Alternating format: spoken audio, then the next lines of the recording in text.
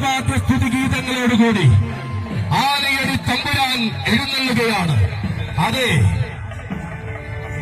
ആരെല്ലാം വന്നാലും ആയിരങ്ങൾ നിരന്നാലും ഈ മണ്ണിന്റെ രാജാവ് താൻ തന്നെ എന്ന് ഉറപ്പിച്ചവൻ വരികയാണ്.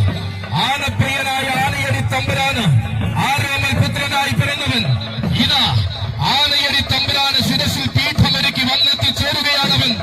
നരസിംഹപ്രിയൻ ആനയടി അബ്ദു.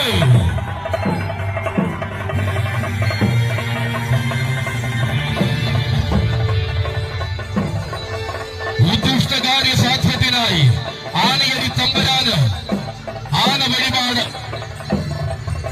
ഭഗവാന് അർപ്പിക്കുന്നു.